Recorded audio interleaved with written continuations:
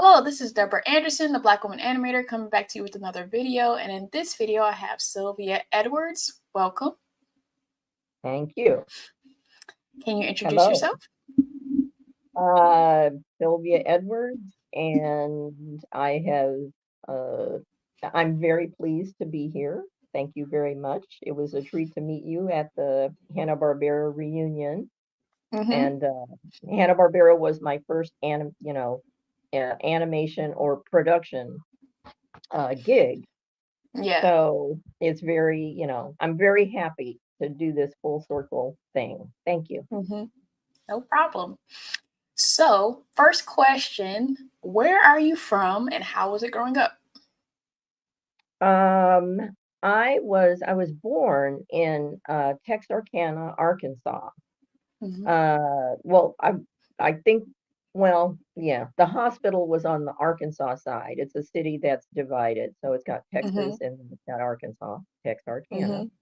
And the hospital was on the Arkansas side, so that's where I was born. But I think we were actually living at the time on the Texas side, but that's where the hospital was. And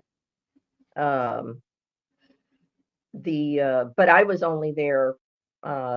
I don't think I completed a year there. My family moved to California when I was about 9 months old. Okay. And I grew up in the Los Angeles area, South Central Los Angeles, in this sort of unincorporated area between, kind of surrounded by Compton on one side, Los Angeles on the other, and I think maybe Wilmington on another side. And but South Central LA, and that's where I, attended school growing up. So, and it was during the 50s, so it was a sort of uh, uh, I think of it as being a good growing up experience. We lived in it was called Palm Lane, which was a housing project in in the LA area. It's basically that area where they ended up putting Martin Luther King Jr. Hospital. Okay. That whole stretch used to be a housing project, and it was I don't know if it was atypical for its time. I don't remember seeing another one like it. It had a lot of open park-like areas, some of them with playgrounds all throughout, and it was like a little town. It had a post office on site, it had a daycare center on site. Oh, wow. Yeah, it was really did feel like a small town, and it was for me a positive growing up experience. And then of course then it was knocked down and they put the hospital there. So yeah. So what are some of your best childhood memories? Best childhood memories. Okay. Like I said, it had this feeling of, small town kind of connections with people. That's, as far as I was very interested in drawing. In art, period. I, drew constantly. I made, sculptures. I got clay for Christmas for my entire childhood. Would make things with that clay, would make things with, mud, mud sculptures. A lot of drawing, a lot of painting, a lot of very interested in art. Got books for Christmas that had to do with, drawing, painting, making things. The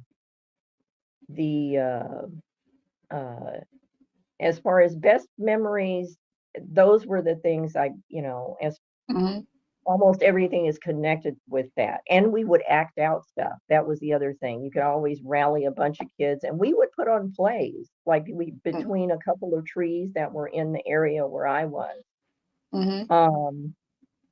we would put a we would put a, you know, a rope, a cord, and put a blanket over it, and that was our curtain. And we actually got a little, you know, audiences who would come and watch us as we, you know, performed whatever it was. Very, Mm-hmm. you know, playful, play related childhood. Yeah. So you said you got clay for presents and stuff like that. So were your parents supportive of the artistic track that you were wanted to be on, or? Oh, yeah, anything I was interested in, Mm-hmm. I was encouraged. You know, I I was very into science Mm-hmm. when I was a kid, and there was always one particular thing that I would ask for each Christmas, like for that particular year. I remember one year asking for uh, a microscope, Mm-hmm. and I got it. And another year asking for a telescope, got that. Along with, you know, with the microscope, there were books that talked about, you know, the world of germs and things that you can look at under a microscope. Mm-hmm. Um, uh, what is it? Books about, you know, outer space and Mm-hmm. um, just a wide variety. And my parents were very encouraging uh, to, you know, and always every year there were things that had to do with art, you know, pads of paper, Mm-hmm. pencils, pens, like I said, clay, um, and books. That was the other thing. Books of a wide range of topics, and Mm-hmm. you know, some nonfiction, and then, you know, books about animals.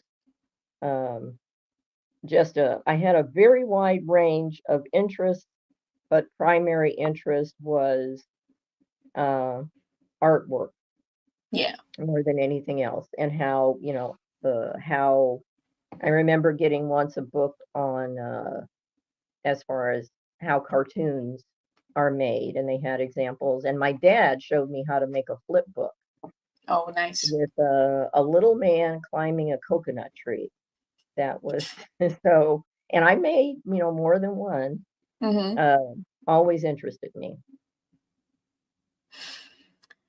Um, what is your cultural makeup? And that's not only to say what's your ethnicity, but what is the culture of where you grew up and the uniqueness of where you're from that made you who you are today? Hmm. Let's see. Um, I'm, you know, under the umbrella African American. Mm-hmm. Uh, my, you know, my parents would have, uh, I mean, it never came up, but if you were to have asked them at the time, they would have said that, you know, they were American, Mm-hmm. or, you know, at the time it was, you know, you use the term Negro, Mm-hmm. and on both of of their parents, my grandparents, the everybody would have described themselves as an African American or Negro. Mm-hmm. Um, so as far as that, you know, that's the background that I came from. My dad and mother both lived in Texarkana as kids. They were born there and raised there, and coming out to California was a big deal for Mm-hmm. them. Um, my dad was on the Arkansas side. My mother was on the Texas side. Um, and uh, both of my parents went to college. My mother did not graduate. She Mm-hmm. had a lot of hours, but she didn't graduate. And she continued taking classes once we came out to California, you know, when she could manage it. My Mm-hmm. dad did graduate, had his degree in commerce, and he also continued to take classes once he came out to California. But and both sets of grandparents all went to college. Uh, Nice. yeah, both of my grandmothers got their degree in music, Mm-hmm. and my I think my mother's dad got his degree in commerce. My father's dad got his degree in teaching, Mm-hmm. and the so that is, that's kind of unusual in Yeah. African American families to have college that goes back Yeah. to the grandparents. And yeah, my especially with my dad's side of the family, I think it was true on both sides of the family, but stories that I heard from my father about his grandfather, on his paternal Mm-hmm. grandfather, really big on education, and his Mm-hmm. paternal grandfather was, who he remembered, was born into slavery Mm-hmm. and did not become free until he was an adult, after the Civil War. And he said, his grandfather said, the first thing he wanted to do, once he was a free person, was to learn to read, Mm-hmm. and pushed all of his kids, all of his children, went to school. The the the I They didn't. I think my grandfather. Well, no, that's not true. My grandfather got his degree, as I said, in teaching. Mm-hmm. His sisters, my grandfather's sisters, got um, certifications in nursing. And my grandfather had a brother, Jeremiah, who I think also went to school, but I'm not sure uh, how far he went. But it was a Mm-hmm. big deal for my dad's grandfather. Nice. Um, so you went to California State University, Fresno, and you got your BA, and you taught for several years. You were a teacher of the deaf and hard of hearing, which is interesting Mhm. because when I went to college, I went to Rochester Institute of Technology, which has the second Oh, largest deaf school in TID. yeah. And so a lot of my friends are deaf and hard of hearing. So how did you choose that to get your degree in that, and what made you want to be a teacher for the deaf and hard of hearing? Oh, that's a convoluted kind of kind of story. Um, the I think my when I ended up deciding I'm going to go to Cal State Fresno, because Mm-hmm. again, that endpoint, if you backtrack, the the one of the things when I looked back, as far as like where did that come from? Uh, when I was a kid, I know again you're awfully young, so you wouldn't remember necessarily Captain Kangaroo, the I'm show familiar, Captain even though I Kangaroo. didn't watch it. Well, this would have been in the 50s. I was Mm-hmm. about 5, I guess. And Captain Kangaroo had as his guest a deaf actor named Bernard Bragg. Mm-hmm. And I just remember being fascinated with that particular episode of Captain Kangaroo. And um, Bernard Bragg, and then I would see Bernard Bragg pop up from time to time on other shows. Mm-hmm. He did a lot as far as I believe he was one of the founders of the National Theater of the Deaf, Nice. um, and was just a very um, charismatic person. But I Mm-hmm. remember him very well from that time when I was either 4 or 5 when he was on, and using sign language, being Mm-hmm. fascinated with that. And then a few years after that, one of my neighbors uh, near us in Palm Lane, Mm-hmm. um, she was a few years younger than I was, maybe 3 years younger, Mm-hmm. um, came down with meningitis, and I think she was about 4 or 5 years old, and it wiped out her hearing. Mhm. And I was very, again, being friends with her, having played together, knowing her as a hearing person and watching what happened to her speech after Yeah. she lost her hearing. And she ended up going to a school for, I believe it was an oral program. I don't think they Mhm. used sign language. But during that time where I was still in Palm Lake, we still connected with each other. Mhm. But I remember being really fascinated with that. Um, would see programs from time to time where they talked about sign language or showed sign language. And when I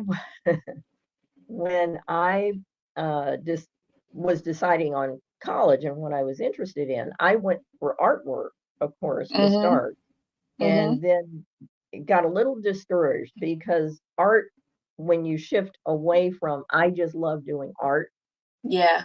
into a kind of study of it, it has a very different feeling to it. Excuse me, I'm gonna batten down this my MacGyver thing here. Okay. Um, uh, so different feeling, and kind of got uh, discouraged about it and started rethinking what I wanted to do and came up Yeah. with, okay, then maybe working in special ed. Mhm. Um, I have a ton of teachers in my family. And I, for years, pushed back, I don't want to be a teacher. I don't want to be a teacher. But then when I started thinking about special ed, I thought, Mhm. well, that has some, and I thought learning disabilities. And then one day, and I don't remember exactly when this was, and when I Mhm. finally started taking classes, I took them in just general special ed, special Mhm. needs students. There was a public service announcement uh, that was done by the actor Rock Hudson, and it Mhm. was for the John Tracy Clinic. And I had never heard of the John Tracy Clinic, but in this PSA, he talks about it and, can you donate to the John Tracy Clinic that helps deaf children? Mhm. And I had this flashback to my friend Dee Dee, that was her name, Mhm. Mhm. and Bernard Bragg. And I thought, maybe I can, turn this towards deaf ed. I like that. I'll find out more. And I didn't know that, I didn't know about the Tracy Clinic. Again, I was just hearing about it from this PSA. Yeah. So looked into that, looked into more, because the sign language part of it was really interesting to me, Mhm. along, with working with deaf children. And just started doing some uh, cold calls basically in my own research to find out, are there any programs going on right now near me where I Mhm. was living at the time. Found out there was uh, it was an elementary school that had a portion of it that had deaf classes for deaf children. Mhm. And I made an appointment to go and see the guy who was the director of that and tour the school, and Mhm. signed up for another school that was in Los Angeles to go and just see and talk with people. Mhm. And after uh, the, those tours, going back to the guy that was in the school that was near me, and I believe it was considered a regional program. So it Okay. pulled kids from all over. Mhm. Um, and I asked him where would he recommend that I go, and he said, in all honesty, the one place he said, there's a program at Northridge Mhm. that is very good, but at the time I was looking, the only training program that was certified by the Council on Deaf Education was at Cal State Fresno. Mhm. It was he said it's the only one west of the Rockies that has that certification. And he says, I've Mhm. seen the program. I know the people who um, are a part of it, and that's where I would recommend that you go. And he said, Mhm. or at least go and visit them, check in, and that's where I would recommend. If I was looking, that's where I would go. And Mhm. so I took him up on it, and I called. I still can't believe I did this, but I called and I talked with the woman who was in charge of the program. Can I come out and Mhm. see the program? And she said, sure. And I got on a plane and and flew to Fresno, and Mhm. she picked me up and took me back and, took me on a buck 50 tour of the department. Um, and it really felt like slot, slot, slot, slot, slot being filled. Mhm.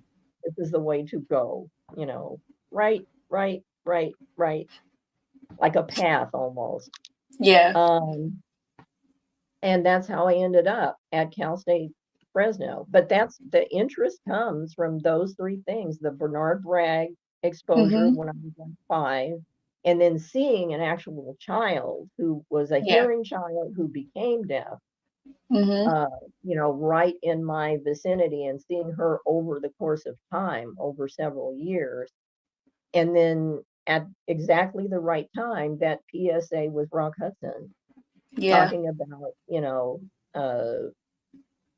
he wasn't talking about a training program, he was talking about a school, but Yeah. that there are schools that have to do with, you know, working with deaf students. And it just Mhm. kind of put me on this path. Yeah. Yeah. I did take a ASL 1. I wish I had become like fluent, but I can still, hi, my name D-A. So I can still do Good. some stuff. Very But good. It's amazing how much sticks with you, even though, like, mhm. I'm out of the habit of it uh, for years now. Um, but that it does, it does Yeah. stick. Where did you take your ASL classes? At RIT. Oh, And okay. I had a big book of because they like I took the ASL 1 class, but they gave us a big book. But I had to move every year at RIT. I had to move out, and so Uh-huh. one year the book just went in the garbage, and I'm like, I wish I had kept it. But yeah. Oh, that's And I remember great. And it's standing still good. around to my friends, like they would be signing, and I'm like, ah, and I'm like trying to see if I can keep up with the conversation, and I couldn't. I'm like, oh, y'all changed the conversation 3 times? Okay. I don't know what you're doing. That So, takes time, and I never felt completely, mm-hmm, uh, being able to sign is mm-hmm, actually, to me, it always felt it was easier to do. Getting yourself into situations where you have to follow a conversation mm-hmm, is more of a challenge, and that is mm-hmm. you know, uh, it's a challenge. I know what you Yeah, mean. yeah. What made you transition from teaching to back to art and animation? Um, it was actually more of a shift.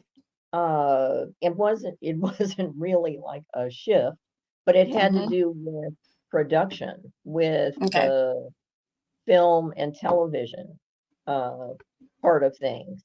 Mm-hmm. Um, and as a kid, I remember as young as 6 being interested in things like how they put movies together. And, Mm-hmm.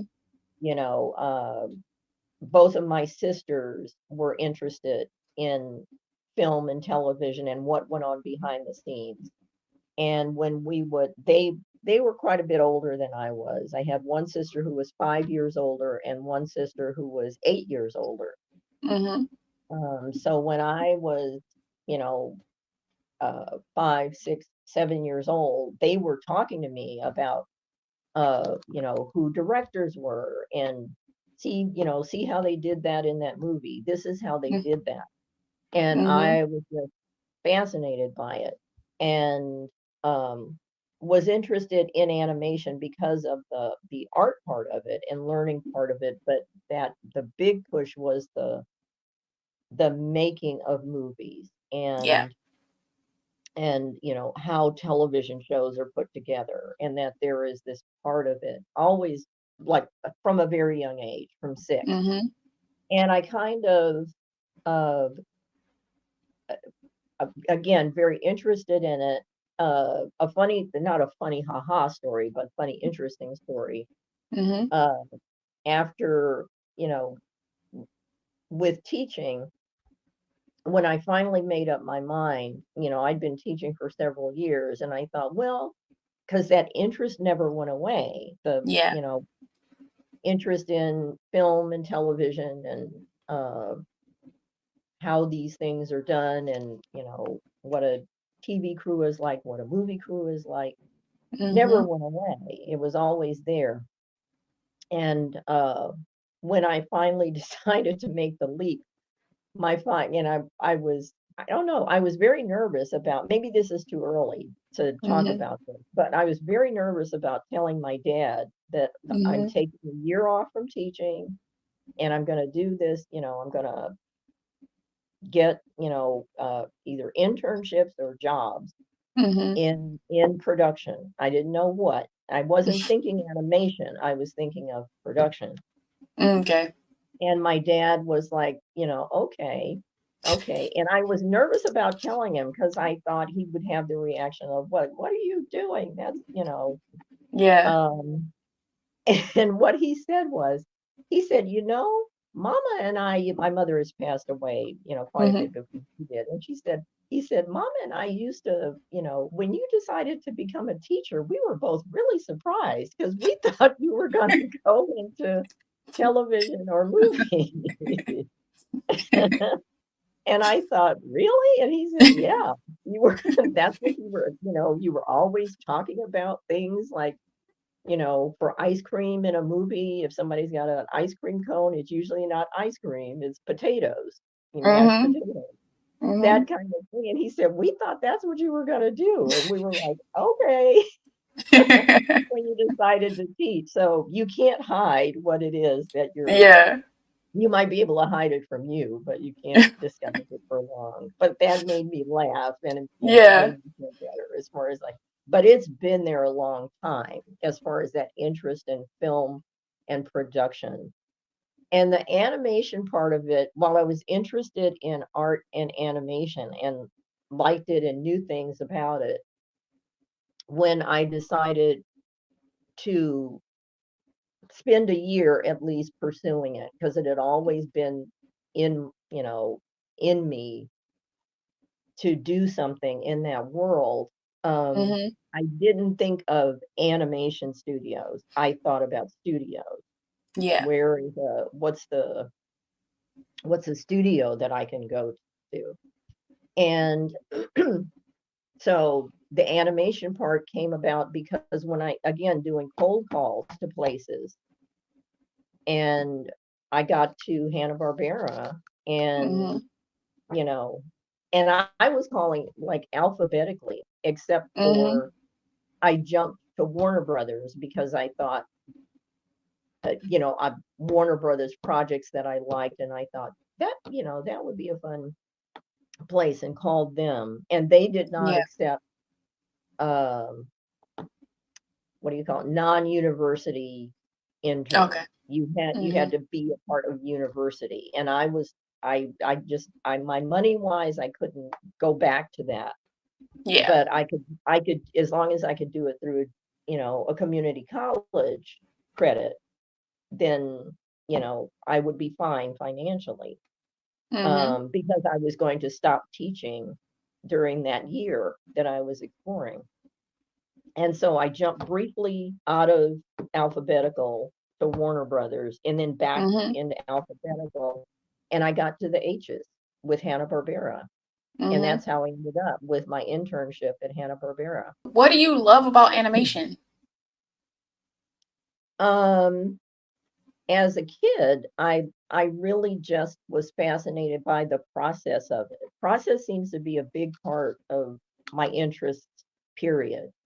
Mhm. Um, and how something is done. And I used to draw, like I said, did little flip books and learning how to draw excuse me, different characters, uh, uh, learning what I could about how, being an artist, drawing in particular.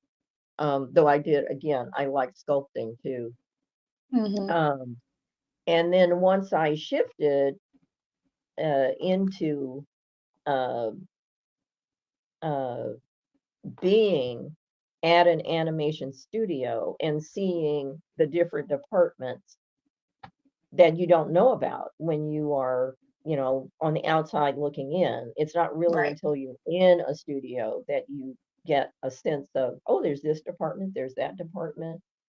Uh, the department I asked for when I was checking into the internship, they said, "Where do you want to be?" And I said, "I would like to be in children's programming," thinking I wanted to write.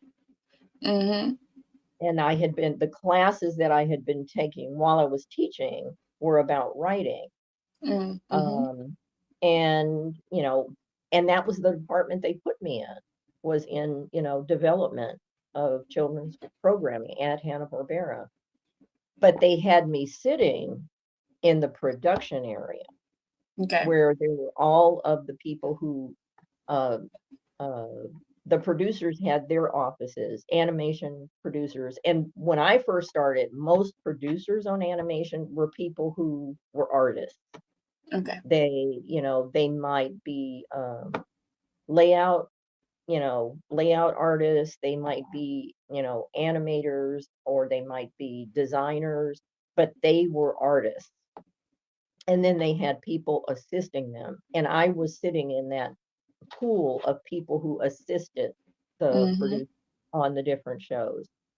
And when I would finish my intern stuff, if there was, somebody who needed help with a production thing, by that time I was like, I want to do, it just was fun, whatever it was, Mhm. very interesting to me. So it, so much in many ways feels accidental, and at the same time it feels like it wasn't accidental. It really Right. did feel like, guided, like, Yeah. okay, go here, sit in this department, Mhm. and and learn what you can, do what she does. And it was it was really a good match. The studio was a good match for somebody like me, because I don't know if I had gone to some other studio that was a little Mhm. more rigid. Yeah. I have a feeling that I might have said, "Well, that was a good experience. I'm glad I did that," and then gone back to Yeah. teaching. Never, Mhm. I'd done it. I'd gotten it out of my system. I can, Mhm. I can keep taking classes if I want. But because Hanna-Barbera at the time, which was had been taken over by Turner like the year before, Mhm. um, there was a lot going on. There were a lot of different things going on. And this feeling of, a dynamic change was right where I was as far as myself. And so to be in that place was, really good for me and good timing. Mhm. And I almost talked myself out of doing it. I got a little worried about the money Yeah. and whether I had saved enough to take a year and just be an intern or entry level job. And I got a little worried and then told myself, no, it's, go ahead and do this. You can, Mhm. it's a year. You can do this. You're fine. And I'm so glad Mhm. I did, because that window was gone the following year. If I had waited one more year to save up a little more, Mhm. um, none of the positions that I ended up getting, they would have been filled by somebody else. Yeah. This part is where I list out projects that you've worked on so that the audience can know that people that look like us worked on some of our, favorite things. Uh-huh. Um, and feel free to correct if anything is wrong. Um, so, and this is from your IMDb, so like you can add anything that is pertinent once I list out Okay. the things. And I'm Okay. not going to list everything, but some highlights are Two Stupid Dogs, A Flintstone Family Christmas, Dexter's Laboratory Changes short, And then you did end up working on Dexter's Laboratory as well. George and Junior's Christmas Spectacular, Cow and Chicken, I Am Weasel, Dora the Explorer, Chalk Zone, which we see your poster behind you, and I did watch Chalk Zone. Danger Rangers, Duck Dodgers, and Attack of the Drones, Cloud Bread, Pom Pom and Friends, and Costume Quest. So, is there anything that you want to add?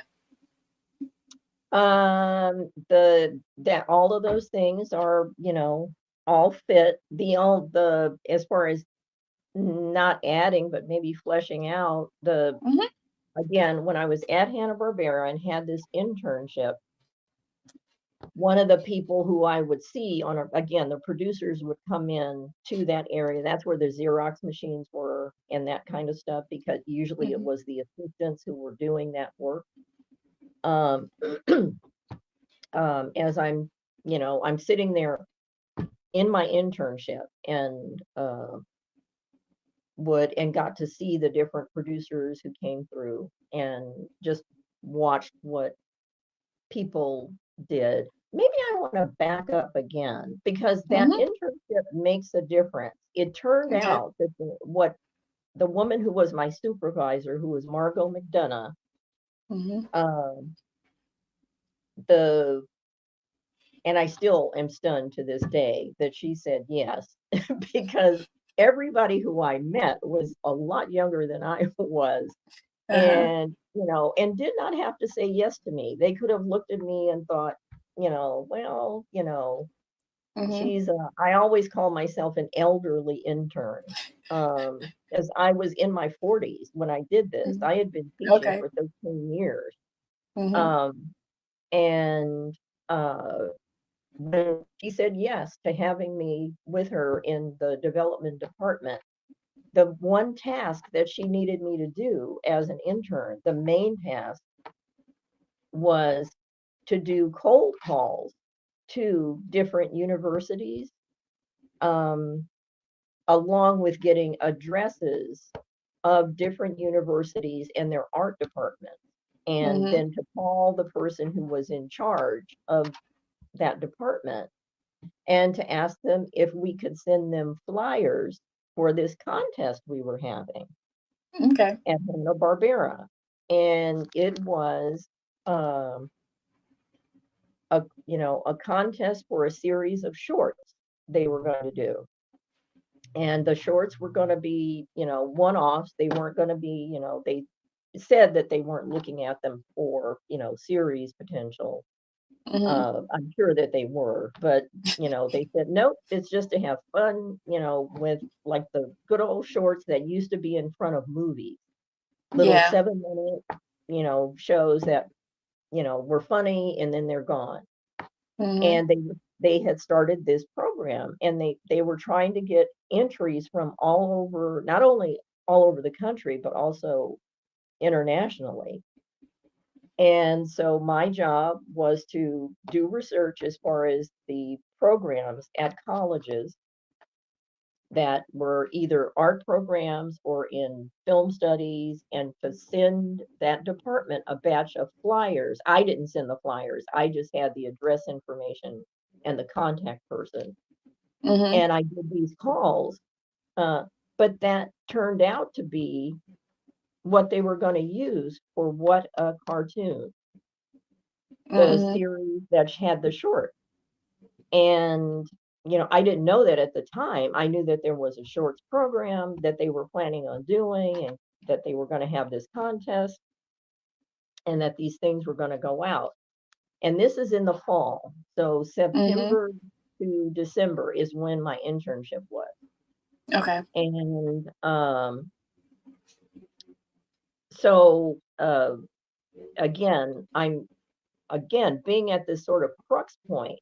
The studio is changing because Turner wanted to shift some of the things in production, um, such as making it possible for somebody to be a production assistant to start and then to Mm-hmm. move up. At the time I started it as an intern, there was no way to become something more. if you were a production assistant and you were not going to become a producer eventually. Okay. Mm-hmm. It was you stayed a production assistant. If you were, usually it was if you were female, you were going to Mm, end up being a production assistant. You never, you had lots of experience. You became very knowledgeable, but your mm-hmm. job never changed as far Okay. as the nature of it. You would get raises periodically, but Mm-hmm. the job itself was still called production assistant. Mm-hmm. Turner came in and like set up tiers. Part of that came from, Jane Fonda being married to Ted Turner and saying, you've got Mm-hmm. to make it possible for, people to move up. And so creating rungs of experience is important. And so all Jane of that Fonda comes through again. does. um, but that, when I first started, there's it was kind of standard, a standard type of show, something that had been, pre-sold, excuse me, or was sold to a network, and they made the show, and then it went on with no outside talent or anything coming in necessarily. If the Mm-hmm. outside talent had money, then they would then there was a talk. But if the outside money was an artist who had this idea that, unless you were in the studio and unless you were in their development area, Yeah.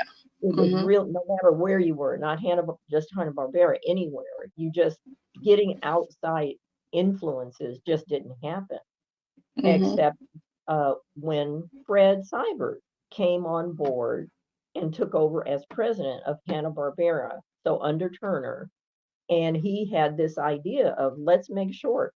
Let's bring in people from all sorts of places with different Yeah. ideas. Very dynamic feeling to it. Mm-hmm. But those cold calls that I made were completely related to that program. I just didn't know it. Mm-hmm. And so now catching up to where I went back. So I'm doing my internship. I'm calling these colleges and saying, do you want to have these flyers, and then sending them out. Some of them went to your school, uh, Mm-hmm. and and we got, those things started coming in the following year. By that time, I was working in the Yeah. studio, but all of that was in progress.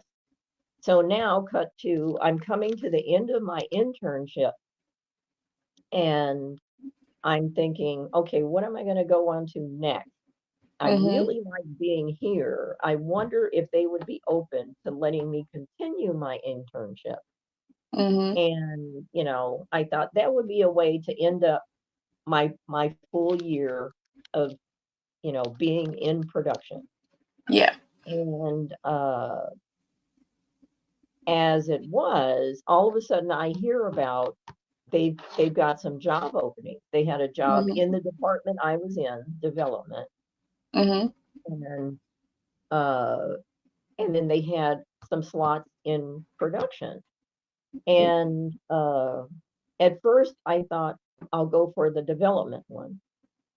And when I talked with Margot about it, Mm-hmm. she said her recommendation, she said, you're thinking that this job is like your internship.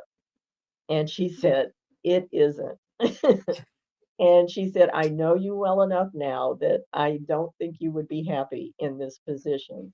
And Mm-hmm. she was absolutely right. And the production one was calling to me, but I thought, Mm-hmm. well, maybe I have more of a chance with the development one because I've been in that department.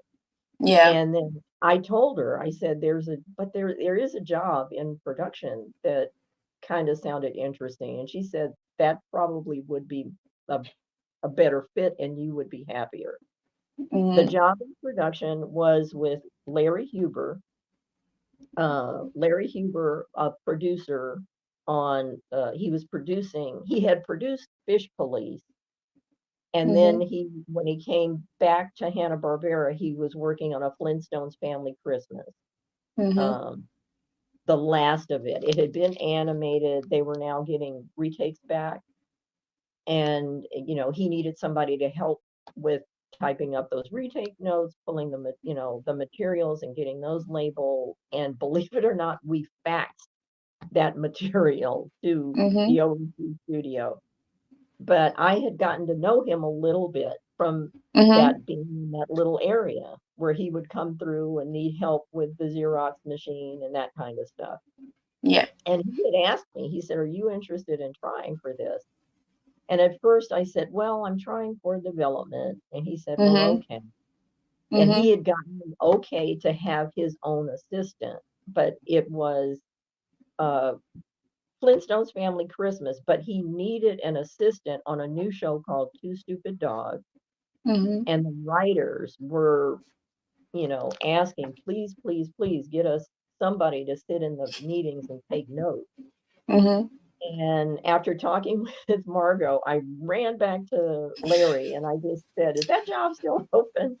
And Mhm. he said, "Yes." And I said, "Okay, if, I would love to do it." And Mhm. Jane Barbera, Joe Barbera's daughter, who was in charge of Mhm. production, was the person who called me and hired me Nice. uh, for that position. And so that the first thing I went on was a Flintstones Family Christmas Mhm. with, and it was the end of it because it was just, they were finishing up post, segueing into being the person who would go and take notes during the meetings that they would have to hammer out stories for Two Stupid Dogs. Nice. Mhm. And so that was my start, and it was Mhm. great. And in the meantime, unbeknownst to me, maybe Larry knew about it, but I didn't. They Mhm. were working on this idea of this contest of the What a Cartoon show. Yeah. Because a lot of the things that you listed in your list were things from What a Cartoon, Mhm. the different shorts that were done. You Yeah. know, uh, Dexter, Cow and Chicken, the Powerpuff Girls, Johnny Bravo, Mhm. uh, Courage the Cowardly Dog. All of Oh, those came nice. out of What a Cartoon. Nice. And I worked on most or sizable portion, well, maybe most of the shorts of that show, What a Mhm. Cartoon, I got a chance to work on. And it was great because uh I liked the fact that it was all a bunch of different creators. Yeah. Uh, but the other part is some of them went as far as going into layout, which you as an animator know Mhm. if you get that step, that's unusual here. Mhm. That's you do a storyboard and it goes overseas, and layouts and animation take place over there. Yeah. With the shorts program, What a Cartoon Shorts, some of those got into layout and some of them went into animation. Mm. And so for me, it was to have this chance to go and see how that works, like a Yeah. throwback almost to a different era, Yeah. was really exciting. I enjoyed it a lot. It's a lot of work, the shorts are, because they're Mhm. like little movies. Each Yeah. one is like a little movie. So a lot of work and a lot of uh, wrangling a lot of different people. But I really enjoyed it. Still do. The shorts are my Mhm. favorite to work on. Nice. Mhm. So, for production people like yourself, how has the transition been from, linear TV to cable to streaming? Like, what is the transformation that the industry has gone through? Um, it's the as an industry, it's probably gone through a lot and probably not that different, except faster and more than when Yeah. it transferred from movies to television. Mhm. Um, and you have people doing things like Joe Barbera and Bill Hanna. They came from MGM, the MGM short, setup Mhm. and doing that. And when that started drying up, they decided, okay, we're moving to TV. And how do Mhm. we make it work financially? and, came up with a way that your core idea and your core elements could be created here. And then uh, Bill Hanna went overseas and was part of training the Mm, studios over there as far as how to do layout and animation. They set up basically a system that the idea, the story, and Joe Barbera was the one who went out and sold, you know, to uh, the different. And at the time, there was just basically the three networks and then some local stations. But that's how they worked. They were a good team as far as one of them mhm. handling that part of things and the other one handling the actual nuts and bolts of production. Yeah. But both of them came from being able to animate themselves. Mhm. But they were very realistic with the world that they lived in, as far as this is what you have to do in order to make it work. And with the entree into television as a, Mhm. in television, the the scary thing about television and the great thing about television is that the need is so great. That Yeah. time, there's a time slot and something has to go in it. And so creating, lots of opportunities to create work and have it air.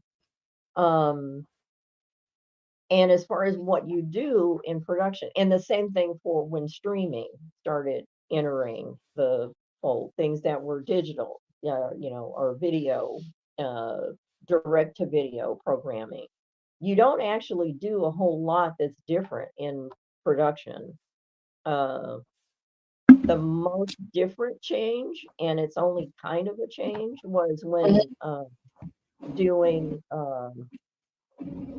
cartoons using, CG Yeah. Mhm. um, stuff. And that is more like, the only reason that's different is you have a different order that you're doing things. There are things that you have to hammer out when it's, with a computer generated show, things that you Yeah. have to work out in advance to make sure that there's not some great mistake that's going to show up when the thing is almost finished Yeah. and you have somebody's like elbow coming out of their neck or something.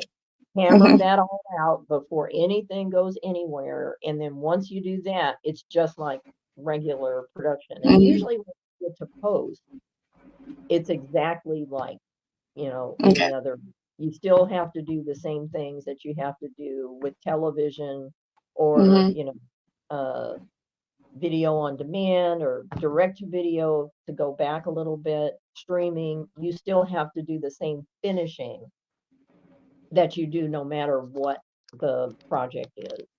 You were saying Hanna-Barbera, and like more back when you initially got into the industry, a lot of the producers were, artists themselves, and I Hmm. and sometimes like the people making the decisions today don't have a background in art.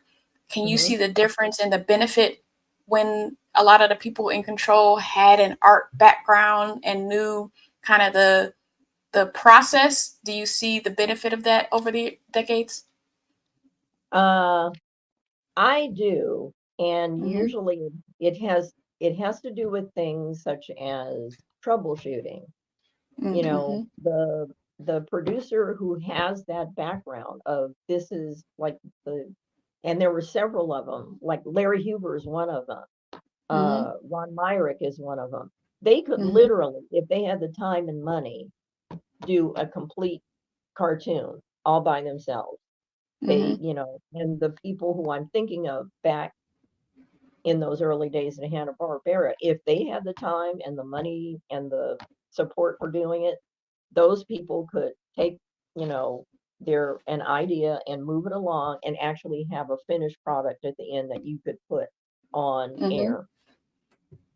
Um, that's not true of a person who comes from uh, well, like somebody like me, while I have an art background, as Mhm. far as putting something, I would never put myself in that. I would have to go back to school and, Mhm. do a lot of reworking and learning about uh, what it takes to make something animate in a way that feels authentic.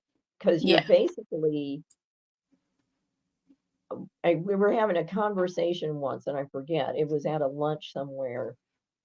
And for me, animation is you're taking something that is not, it doesn't exist, making Mhm. something that isn't or is not, turning it into an is. Mhm. Like it's there on the screen, people can see it. It is, it does Mhm. exist, but it never really has a place in the real world. It's Right. always in this, it isn't, it doesn't exist. And that's animation. You're making Mhm. something that isn't into an is that Mhm. people can see and remember and play and look at. Um, and that process has parts to it that it'll be easier if you have somebody who knows those parts and can troubleshoot. Something's going to happen. There will be something that goes haywire. Yeah. And I know I always feel comfortable when the person I'm dealing with, who I'm supporting, having that person who has that background, who can help with like troubleshooting, like Yeah. you might want to do this, or this has come up, and what do we do? Yeah. It always makes, and it goes smoother. The schedule goes smoother. Yeah.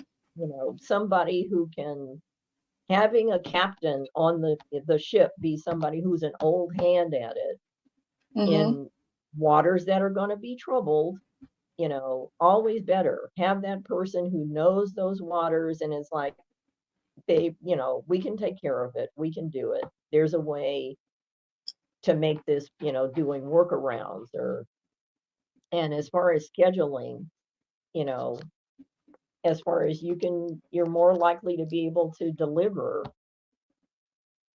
within the time frame that you want to, if you have that kind of a person in. And I wouldn't take away from people who become producers, who come from a different, who Mhm. are not artists, because Mhm. that work, if they line up the right people for their Yeah. support, then it Mhm. works. A person like Catherine Winder is, does not come from an art background, but when Mhm. she put her crews together, that's who she pulls. Those are the Yeah. people that she pulls together. Fred Cyber. Fred Cyber Mhm. does not come from, he's a very creative person, but comes from a Mhm. music. But he knows the parts that he doesn't know anything about. And so his teams always have those people on them. Yeah. Um, it is harder. And the ones that I've heard about that get into trouble are usually the ones where there is nobody like that on the team. It's, Yeah. that experience matters, and, being able to tackle the things that are needed when you're doing an animated project. Have experienced people.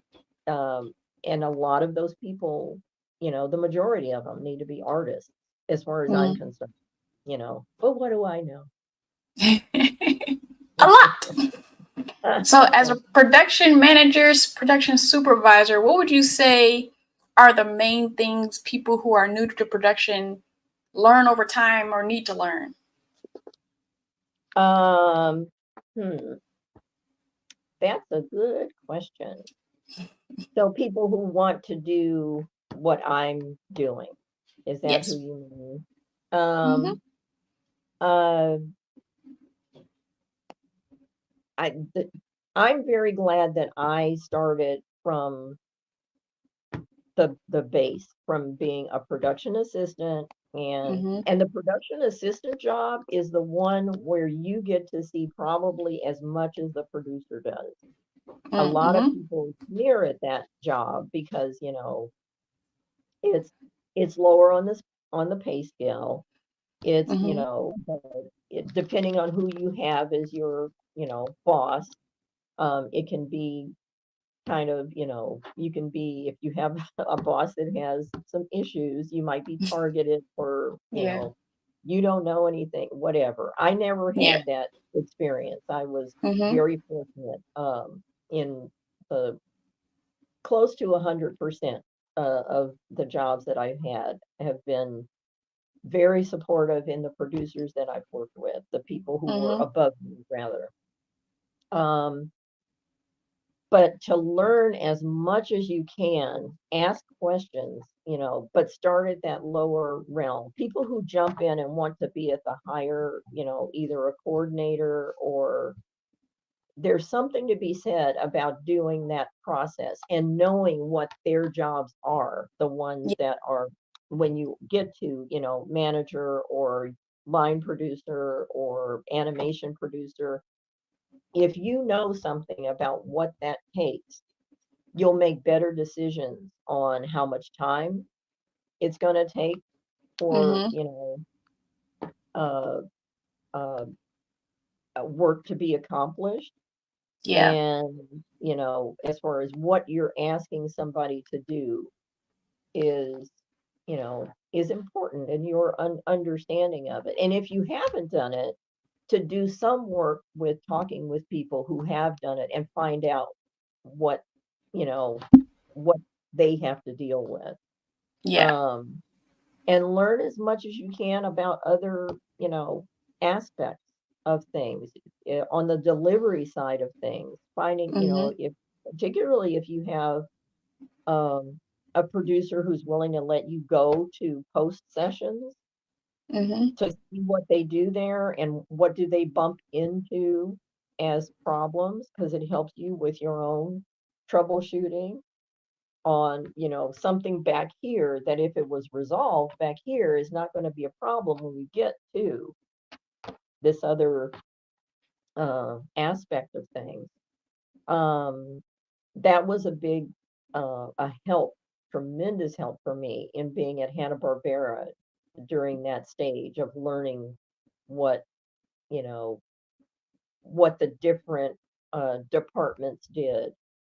Um, was very important in my internship, and then, it all paid off once I actually went into production.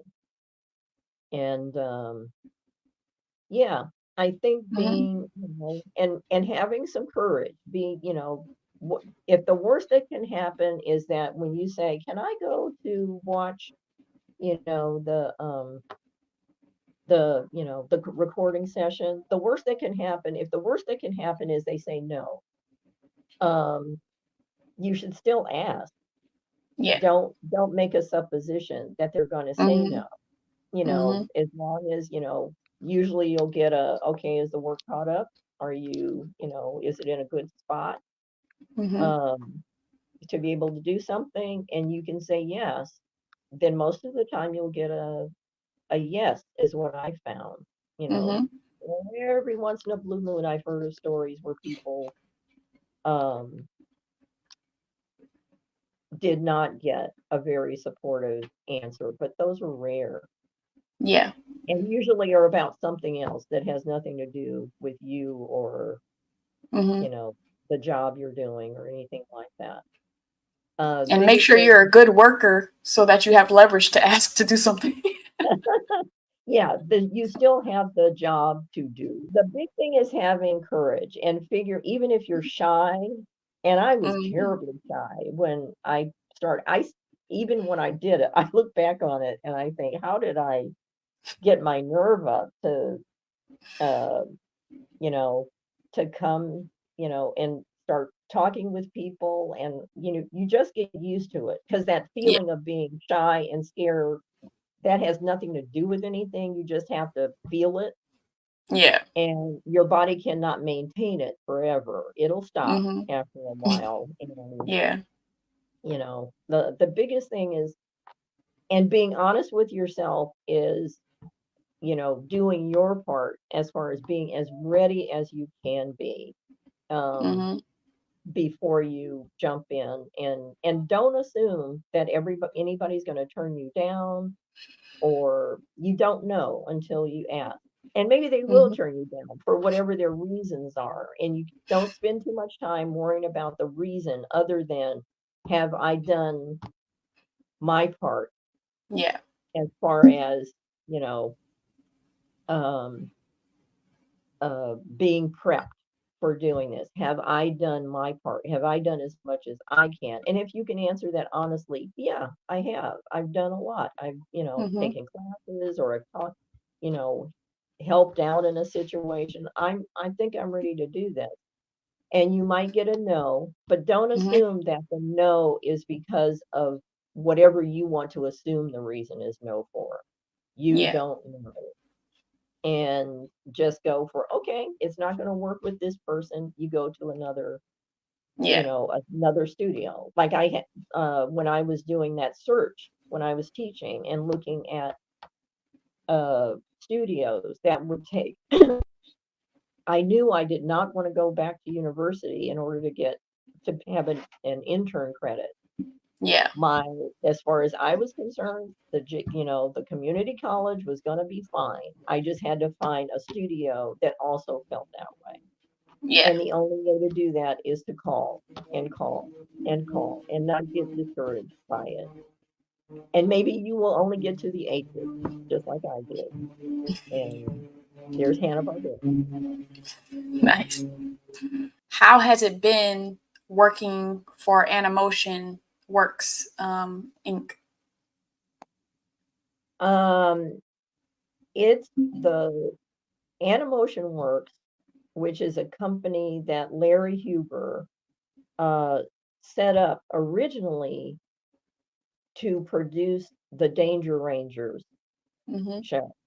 They needed to have a studio that the work was going to go through. The people who were in charge of the production, that were the people who, came up with the idea and wanted to create this thing about safety, were all based in North Carolina. Okay. And uh, being able to find the creative staff at the level that they needed Mhm. required setting up something in California, where, particularly Southern California, where, because all of that, it's all pre-internet days. There's no Dropbox to, you know, put artwork on or anything like that. Um, Yeah. and having somebody, Larry was recommended um, by, I forget, how did this go? It was somebody in the voice recording world who first met Mhm. these people, and I don't know how they got in touch with these people. How the people in North Carolina found this. I want to say there was a friendship between Mhm. somebody in the voice recording world with somebody else who knew these people in North Carolina who were trying to put together this animated. It was just going to be a one-off.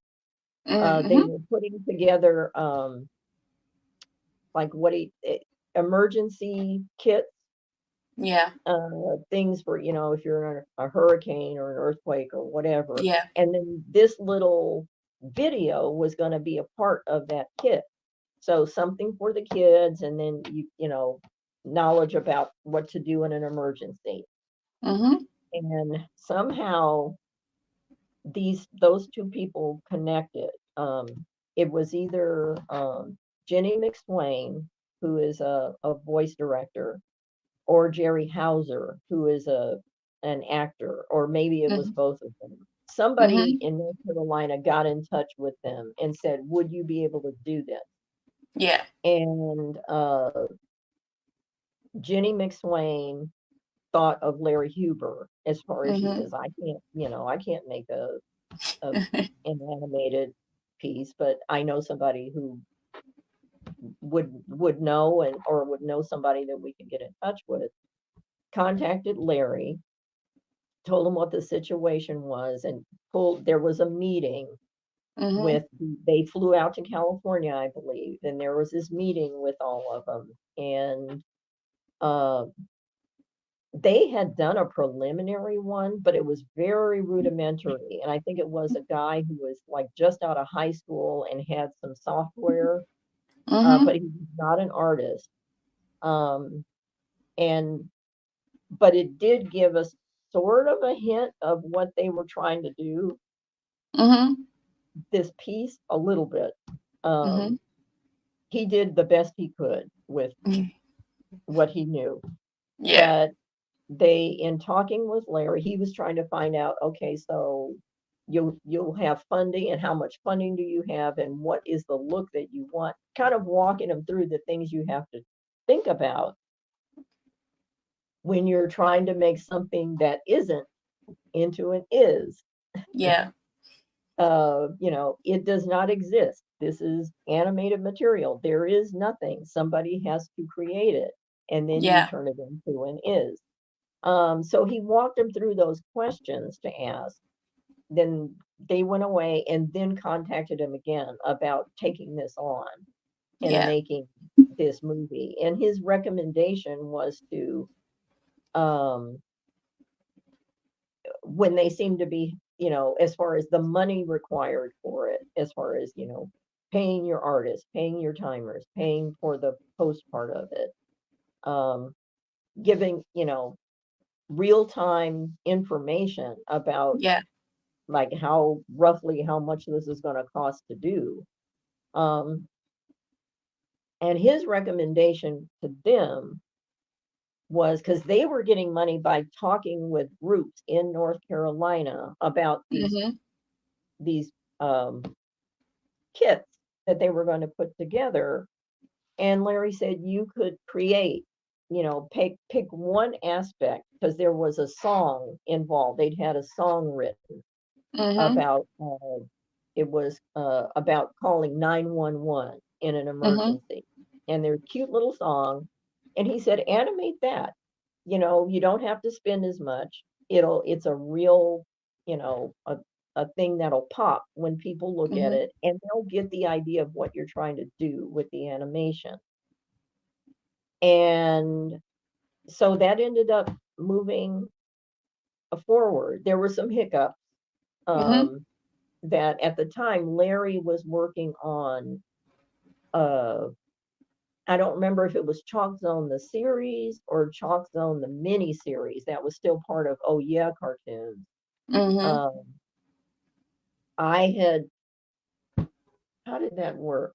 I was I want to say that I was how did that work? I think they were still on Oh Yeah Cartoons, and I had moved Mhm. over to Warner Brothers, um on the shorts over there. Mhm. Um and you know Larry picked, the uh, an artist who, excuse me, um, who he, the artist who he was comfortable with as far as being able to do the work and do it within the time frame that we had.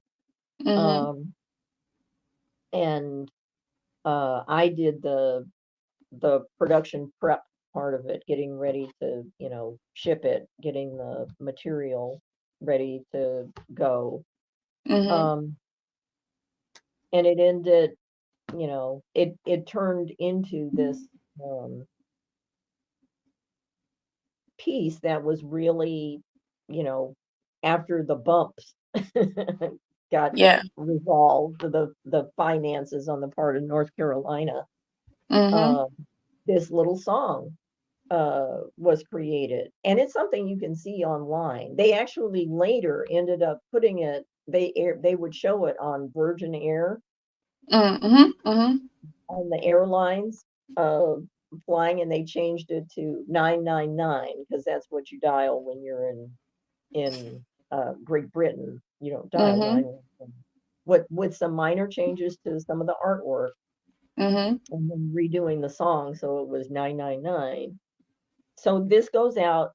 They start getting an interest, a real strong interest in these kits, but particularly in the animation, Mhm. um, and wanting to, like, are you going to do a whole? you know, a uh, a whole movie of this, and they managed to pull money together to do Mhm. the and it's called Danger Rangers Mission 251 or something like that. There's a Mhm. number, and I'm terrible, but I don't know what it was. But it was the quote unquote pilot episode, Mhm. but it was not meant to be a pilot. It was supposed to be this one movie Yeah. that went into this kit. But in order to do it, then they wanted to do more. They wanted to have a series. And in order to do that, they needed a studio.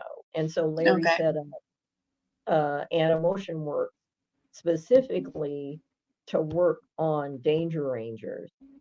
And in the interim of pulling the money together to do it, uh, and talking, feeling people out about how do we make this work with, keep would have a small production team Mhm. with some on staff people, but a lot of freelance, and how to make this work. Um, Larry ended up being brought on board at Nickelodeon for Mhm. random cartoons, and which was another shorts program. So Mhm. uh, it was just such a long spell in between having the money to do the series. And so when this came up, and again, Random Cartoons was another shorts program with Fred Seibert, Larry Mhm. said yes to that, which was a good thing because Larry was able to work out a deal with Nickelodeon. Mark Taylor was in charge of Nickelodeon at the time, and they were getting ready to rent out the suites in this industrial condo building, but they weren't ready to fully bring production over Mhm. from Nickelodeon into, they were spreading out into this other building. Mhm. And Mark thought, you guys can be the placeholders. And so we had this little corner that were our suite of offices. There was nobody else in the building but us. Mhm. But there was a lot that Larry and Mark worked out that we could use, and, making the show and having a space. But that's an Animotion Works offices were there, part of Nickelodeon, but not part of Nickelodeon. Mhm. But we were able to use like we worked out a deal where um, like our post was there. We did our Mhm. post, all of our post work was done there in the editing uh, at Nick. It worked out very, very well. But that's how Yeah. that came about. And then we kept on with other projects again, where people would approach Larry about, that's how Cloudbread Mhm. um, came to be. We handled um, Larry did help with the scripts that they had. They would hammer out like an outline, and he would give notes, and then also help flesh out. It was a Korean production, but Mhm. hammering out, they wanted to do uh, the voice recording here, and so hammering out the scripts so that they still felt like they were coming from South Korea, uh, but without, you know, uh, didn't want to turn it into like a usual um, American animation show. We Yeah. want, the idea was to have this feeling of it being from keeping some of the customs Mhm. in, but have it be as universal as possible. Yeah. And so uh, ended up doing that for 2 seasons with that Korean studio. Nice. Um, yeah. And Pom Pom was the same company, the Korean Mm. company, same idea. How do we make this work? So there would be projects that would pop up from time to time, and people who, uh, you know, knew Larry and getting in touch with him. There was another thing called the Forks, Mm. Forks, Mhm. and which was hysterical to me. It's it's very funny. Um, Mhm. a different uh, South Korean company, but wanting to get into the American, have something that was on an American station. Um, and with Cloudbread, Pom Pom, and the Forks, Fred Seibert was able to get them onto his network. Nice. And so they had a spot to air. So it was, all of these connectors of people who go all the way back to Hanna-Barbera. And it comes to that Animotion Works was able to, you know, to do. The last thing we worked on um, was Costume Quest. Mhm. And without bringing Animotion Works into it, but Larry was the supervising timer on the Mhm. show, and he had I think it was three other timers who worked with him. So he did a Mhm. section of the shows and then other people to finish it out. And that was that on Amazon? I forget where it aired. Shame on me.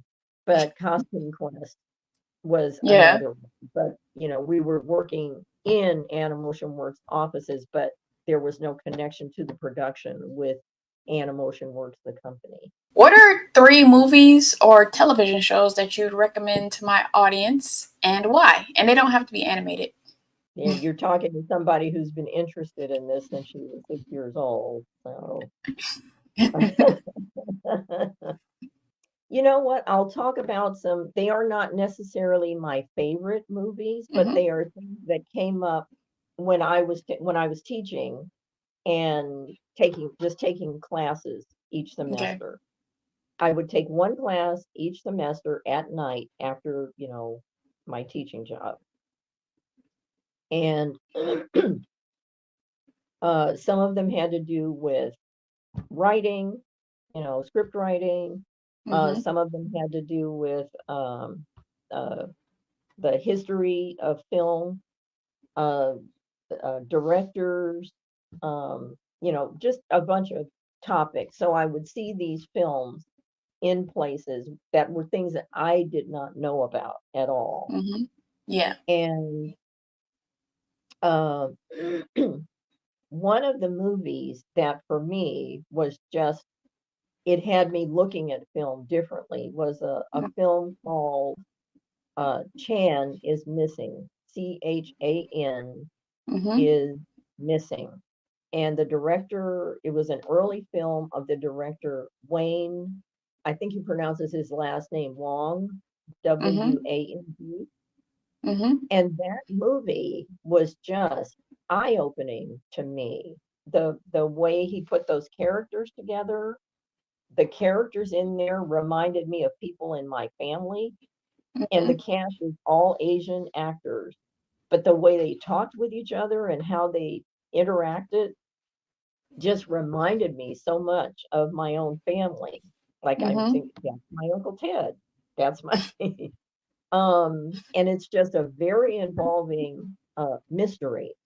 Mhm. Um and really a neat film. That would be one. That was a rarity. Mhm. And I'd never heard of it before. Mhm. Another film that I saw on my own, which again, and I don't remember who the director was, but it was really and it's a mystery too.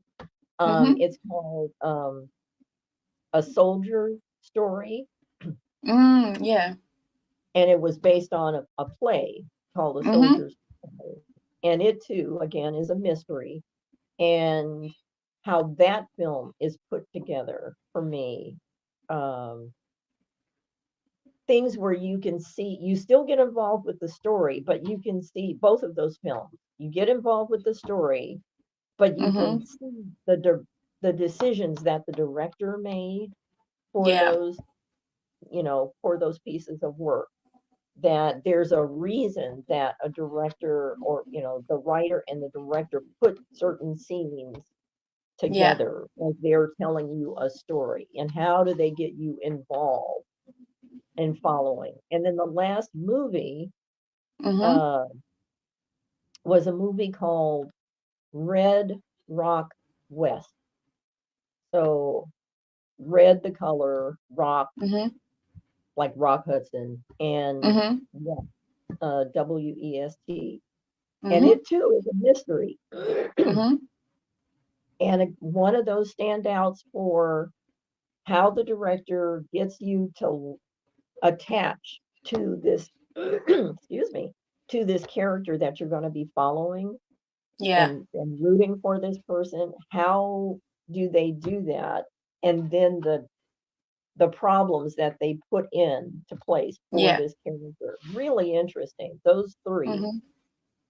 And then television shows. Um,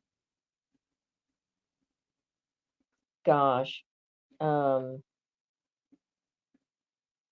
there are, again, and movies. There I could go on forever with movies. Mhm. I'm trying to pick stuff that's sort of atypical.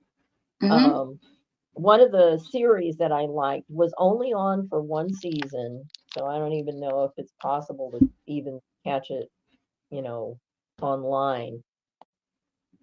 But it came on in I want to say the early 2000s, and it was Mhm. called Jack and Bobby. Mm. And Jack and Bobby uh, was a series about, um, it's about a character who has become president of the United States. We never Mhm. see him as an adult person, because the stories always go back to the childhood of Jack Mhm. and Bobby, their brothers. Mhm. And in the storytelling, so people who know these people, or and work with these people, are not, and sometimes antagonistic towards the president. Mhm. Um, those people are interviewed, and um, they'll talk about whatever aspect is coming up in the story. And then they go back to the childhood, and you see Mhm. Jack and Bobby dealing what, as far as, in some way, it's usually indirect, but it has to do with the topic that comes up Mhm. in the adult life of this person who has become president of the United States. And I really liked it. Christine Lottie is the mother, and she is Mhm. bringing up her sons on her own, and she is determined that they are going to be good men who, know how to treat people, Mhm. no matter what. Her character is so uh, really well defined, and she's a Mhm. strong woman who, is a good mother, and at the same time questions herself about whether she's a good mother. Um, so that would be one. I was gonna ask if it was Um, related to John and Robert Kennedy. it, I think that there is that was the reason that they called it what they did, but it's not Yeah. about them. Uh, Okay. but it has to do with one of those two becomes president of the Mhm. United States. And again, this back and forth with just, and each episode was just like this little gem. And I was so sorry that it only stayed on for the one season. Yeah. Um, and I don't know if intentionally, if they kind of suspected that it might just be the one season. They do bring it Mhm. to a uh, a conclusion at the end Mhm. that's unexpected. but it does, sort of, you want more, but it does actually finalize what the Yeah. show has been about. If someone was producing a documentary about you, what things would you want them to highlight about your life outside of your work in animation? Well, I would hope that as far as my, my years teaching, I really liked teaching. I liked being in the classroom. I liked working with the kids a lot. Mm-hmm. Um, I was never like, I've had people ask, well, why did you run away from teaching? And it's like, I wasn't running away from teaching. I really enjoyed it. I loved being Mm-hmm. in the classroom. Um, I didn't like the paperwork involved. And in special ed, there's even more than the Yeah. usual paperwork. That part Mm-hmm. was just kind of, it's what you had to do, but Mm-hmm. um, and and it's so funny because there's a lot of paperwork involved with what you do in producing, but it doesn't bother me as much. Mm-hmm. Not sure why, but it doesn't. I would say that as far as to get that feeling of how much I enjoyed teaching, the aspect of the friendships that I, developed um, before I shifted, careers, and then friendships since going into Mm-hmm. animation that have meant a lot to me. Some really solid people, solid friendships that I'm very, Yeah. very grateful for. I want to thank you for allowing me to highlight you. I really appreciate it. Well, thank you. This was very enjoyable. It was very nice to go over, the things that I've worked on. And most of Mm-hmm. the things I've worked on, I feel really proud about. The I always had this idea in the back of my head with it Mm-hmm. took a while to get there, but I wanted to combine my working on something that had an educational aspect to Yeah. it with Mm-hmm. my education background. And Mm-hmm. I've been able to do that on a few of the shows that I worked on. And I feel there's a thing to put in. One of the things I Mm-hmm. feel good about that I hope they would bring up, that I had that Yeah. goal in mind of, um, I have this education background and training and Mm-hmm. experience. How do I blend that with this Yeah. animation stuff that I know about? And I've been able to do it on a number of projects, which has been very, you know, uh, pleasing. Mm-hmm. So to everyone out there, I want you to like so I know it's real, comment and tell me how you feel, subscribe to Citadel, and sign up for post notifications to show your zeal, and I'll see you in the next video. Peace. Bye bye.